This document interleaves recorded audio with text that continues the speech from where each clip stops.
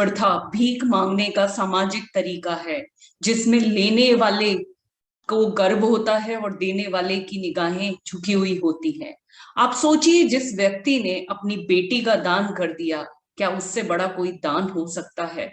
हमसे जेब में रखे हुए पेन को कोई मांग लेता है तो हमारे पसीने छूट जाते हैं, और जिसने पाल पोस कर अपने कलेजे के टुकड़े को आपको दे दिया, क्या उससे बड़ा कोई दान हो सकता है?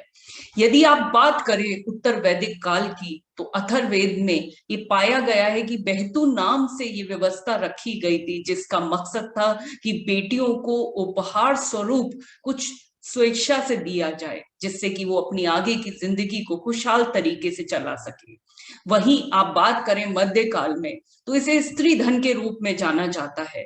स्त्री धन, जिसको कि थोड़ा बहुत धन भी दिया गया, इसके पीछे कारण ये था कि पहले बेटियों को प्रॉपर्टी में, संपत्ति में या किसी और तरीके का अधिकार नहीं था, तो माता पिता अपनी स्वेच्छा से अपनी बेटी को कुछ धन स्वरूप उपहार देते थे, जिसमें देने का उद्देश्य प्रेम होता था और लेने वाले को दहेज के रूप में नहीं लगता था। लेकिन धीरे धीरे ये प्रथा कब कुप्रथा में बदल गई, ये पता ही नहीं चला।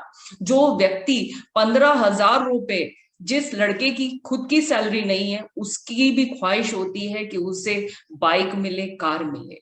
आप देखिए ये कुप्रथा कहाँ जा रही है। बेटियों को जिंदा जला दिया जाता है सिर्फ इसलिए, और दहेज के नाम पे ना जाने कितने ताने मारे जाते हैं कि उसके घर से तो इतना आया था, उसके यहाँ तो ये फल आ रहे हैं, उसके यहाँ ये हुआ, उसके यहाँ बड़ी कार मिली, मेरा बेटा तो ये है, मेरा बेटा तो वो है। इस तरीके की जो स्थितियां हैं वो बहुत ही खराब है।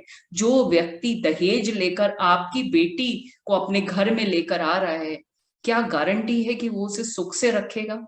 निश्चित रूप से कहीं ना कहीं वो दहेज के रूप में उसे प्रताड़ित करता रहेगा, और एक दिन ऐसा आ जाएगा जब आपकी बेटी या तो खुदकुशी कर लेगी या उसको जला दिया जाएगा। तो मैं दानव, जो हमारे समाज में दहेज रूपी दानव हैं, उनको एक ही संदेश देना चाहती हूँ कि हिम्मत है तो खुद कमाओ। बेटी या ससुराल से आए हुए पैसे पर आप नाज ना करें। मैं दहेज मुक्त फाउंडेशन में राष्ट्रीय अध्यक्ष होने के नाते श्लोक जहा जी को बहुत बहुत धन्यवाद देती हूँ, क्योंकि उन्होंने जिस तरीके से पूरे हिंदुस्तान में दहेज मुक्त भारत का सपना देखा है, मैं उसके लिए उन्हें बहुत बहुत साधुवाद देती हूँ।